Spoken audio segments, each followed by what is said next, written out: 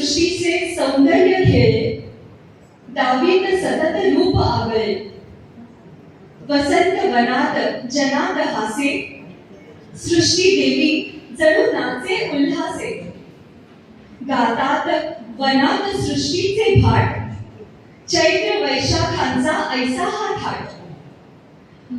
अशाच सृष्टी सौंदर्याने बहरलेल्या पवित्र दिवशी चैत्र शुभ प्रतिपदेला ब्रह्मदेवांनी विश्वाची निर्मिती केली.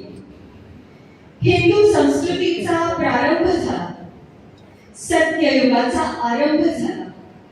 म्हणूनच विश्व निर्मिती करणाऱ्या ब्रह्मदेवांना वंदन करण्यासाठी ब्रह्मध्वज उभारण्याचा हा दिवस आपण गुढीपाडवा म्हणून साजरा करतो.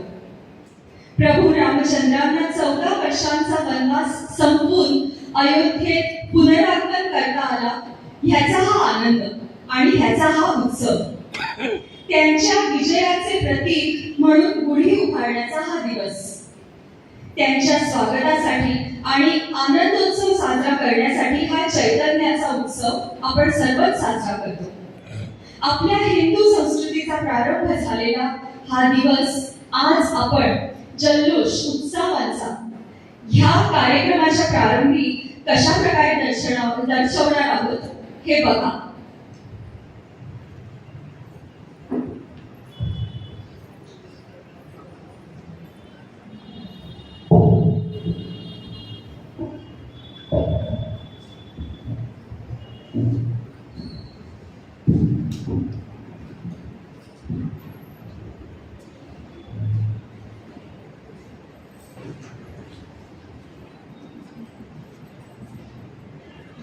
गुढी उभारू चैत्र मासी प्रतिपदा तिथी, आरती करुणी वसंत ऋतूचा महिमा वर्णू किती.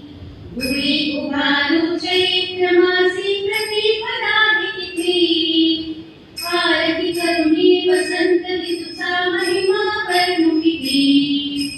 विश्व निर्मिती ब्रह्मा करितो ब्रह्मपुराणी असे, अयोध्येसी वनवासाहूनी राम पुन्हा परतसे. तुला तोरणे रांगोळ्यांनी स्वागत ते करीती, आरती करुणी वसंत ऋतूचा महिमा वर्णू किती. माधव तसे मधुमास हे वेदाची नावे, पंचांगाचे पूजन सर्वणी करती मनोभावे.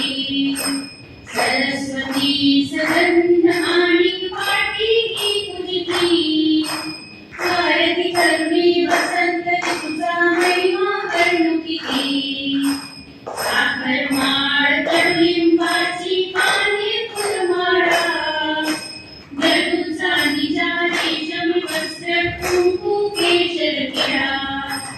आदराने ब्रह्मचर्या पुरीस संबोधिती, आरती करुणी वसंत ऋतूचा महिमा वर्णू किती. केशात जाई फूल पळूनी कडुलिंबाचा टाळा, कडू रसाचे सेवन करूया गोड जिरे घाला. गुढी पाडवा सण हा पहिला वर्षाचा करती, आरती करुणी वसंत ऋतूचा महिमा वर्णू किती. गुढी पाडवा सण हा पहिला वर्षाचा करती, आरती करुणी वसंत